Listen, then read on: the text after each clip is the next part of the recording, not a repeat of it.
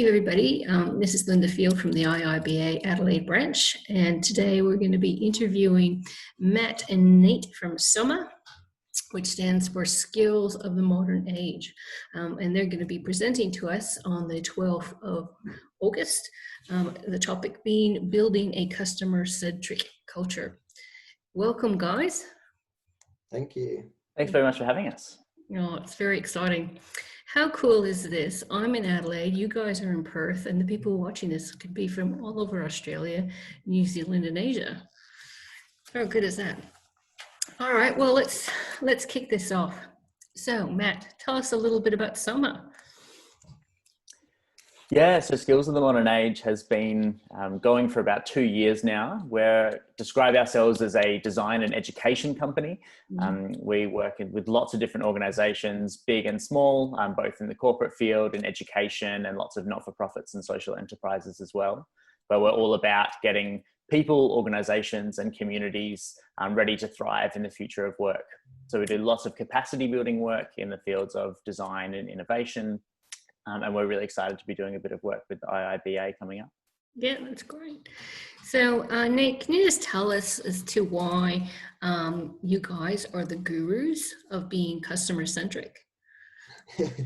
I'm not sure if we're quite the gurus. We've definitely worked in the space for a little bit. So as many people know that have worked in design thinking, this idea of empathy and customer centricity is really key.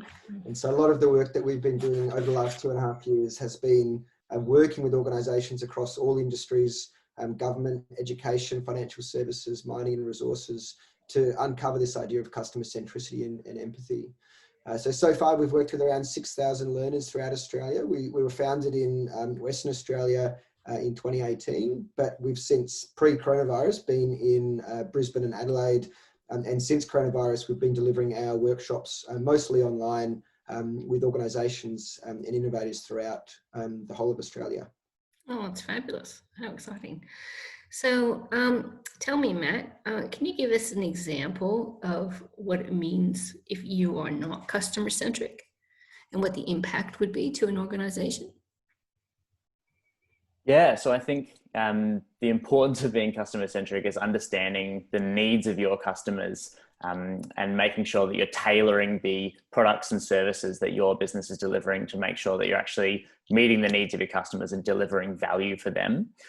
So I think the impact when you're not doing that as a business is especially important at the moment in this age of coronavirus, where a lot of people's needs are shifting really quickly. And you can see a lot of businesses that are being left behind because the products and services that they're delivering perhaps were serving the needs of their customers back before March, but maybe are not adapting to actually the needs of their customers now. Whereas the companies that are doing really well are the companies who are really flexible, really adaptive, and who are able to actually change the way that they're delivering their products and services to make sure that they're doing that empathy work and actually meeting customers where they're at now. So tell me, Nate, do you think empathy can be learned?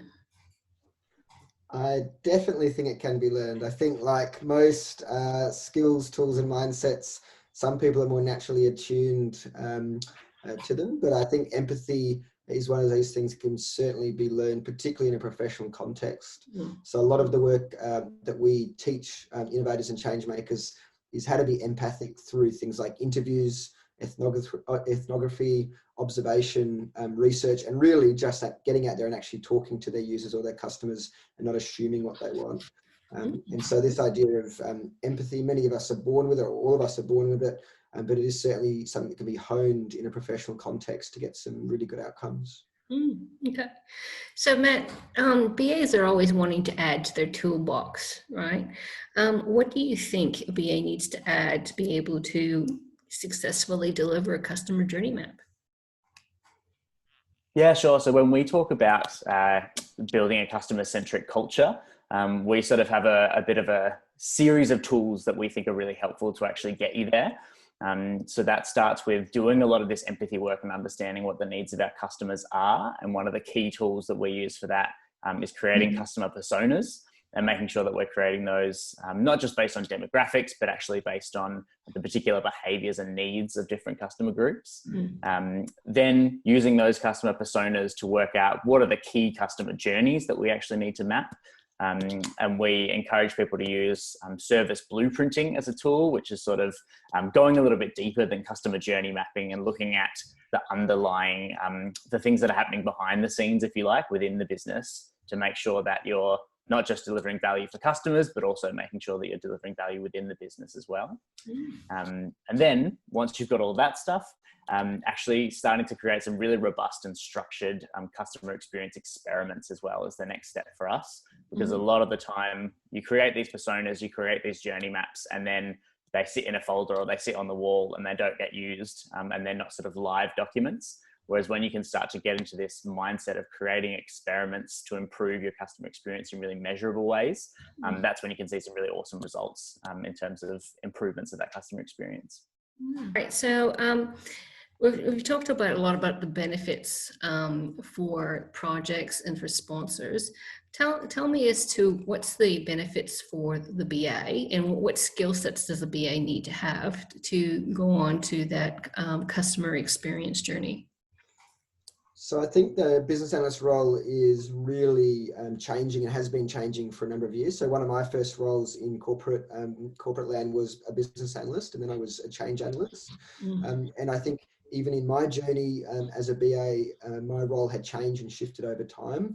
And I think now it's considerably grown in terms of the responsibilities and tasks that BAs are expected to do. So I think these days, customer centricity is just one of the tools that BAs can put in their toolkit to expand and to use at the right time for specific projects, for specific activities. But it can be combined with other things like design thinking, like your traditional UX type methodologies to help deliver projects better and with better outcomes. Okay, so the benefits to a CFO, a Chief Financial Officer, for when we put in a customer-centric culture when building a new ERP? Yeah, it's a great question. I think when companies are looking at the sort of work that it takes to actually understand customer needs, do some of that research, do some of that empathy work, a lot of the time it can seem like unnecessary investment and time that's being spent on something that's not directly delivering value. But I think when you actually spend that time to understand the needs of your customers, to constantly adapt the way that you're delivering products and services and the way that you're structuring your business to make sure that you're customer centric all the way through your business, then that's when you can actually start to develop your customers as champions of your brand, and you're going to keep people coming back. You're going to make sure that people are actually referring even more customers to you. And so at the end of the day, when you're putting the customers at the center of what you do, you're delivering more and more value for them, and you're generating more and more customers for yourself, which is going to support delivering value for the business at the end of the day as well. That's great. That's great. Now, Nate, what do you want the participants of the event on the 12th to take away from your presentation? So a large part of the style of SOMA is being really experiential and of course having a bit of fun along the way as well. So most of all, I hope they walk away with a sense not just of new skills and tools, but hopefully some new mindsets as well through the activities we'll run. Most of all, I think it's this idea of customer co-design, that the customer is the champion, and often in organizations we sometimes forget that as we get caught up in business planning and business delivery. And so most of all, I hope they walk away with some new skills and tools, but this idea of the customer-centric culture being pervasive, just as Matt's talked about, I think is really, really critical as well. That's great. That's great. So any last words for us, Matt? No, I just hope we get plenty of BAs coming along to the workshop, and we'd really love to share with you some of our insights into what it looks like to actually build the customer-centric culture in really practical terms. Okay. Well, Matt and Nate, thank you very much for your time tonight, and I really appreciate it. And yeah, let's hope for a very fantastic, successful event. Cheers. Thank you. Thanks very much.